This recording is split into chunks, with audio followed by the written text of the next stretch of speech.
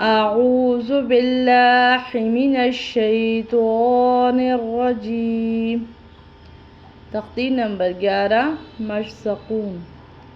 بسم اللہ الرحمن الرحیم۔ مشسقون یعنی جزم والی تختی یا مشق۔ آج ہم اس تختی کا 50th ورڈ یا 50واں لفظ پڑھیں گے۔ اس علامت کو جو مڑی ہوئی سی ہے اس کو جزم کہتے ہیں۔ جزم جس حرف پہ ہوتی ہے اس کو ساکن کر دیتے ہیں۔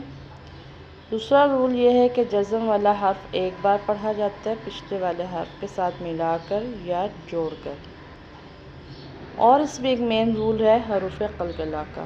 حروف قلقلہ 5 ہوتے ہیں: با، جیم، دال، تو، ق۔ ان حروف پر جب جزم ہوتی ہے تو ہم ان کو قلقلہ کرتے یعنی تھوڑا سا ہلا کر یا جنبش دے کے پڑھا جاتا ہے۔ اس کا بھی ایک طریقہ ہے کہ جس مخرج سے وہ حرف ادا ہو رہا ہے اسی سے جا کے آواز دوبارہ ٹکرائے۔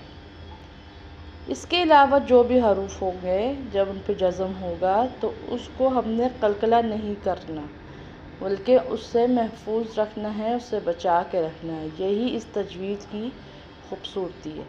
تو اس لفظ کے اندر دونوں طرح کے حروف آ رہے ہیں اور اس کو اسی طرح سے سمجھ کے علیحدہ سے فرق کر کے پڑھنا ہے۔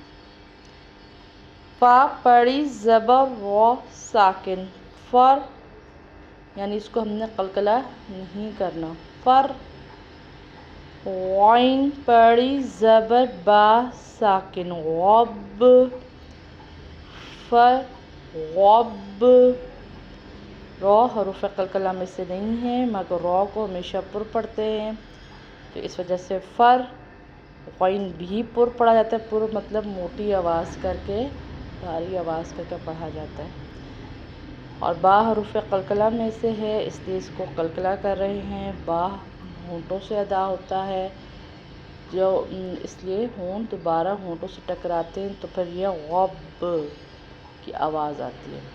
فر، غب۔ آپ اس کی پریکٹس کریں، آسان لفظ ہے، انشاءاللہ جلد آپ کو آ جائے گا۔ اللہ حافظ۔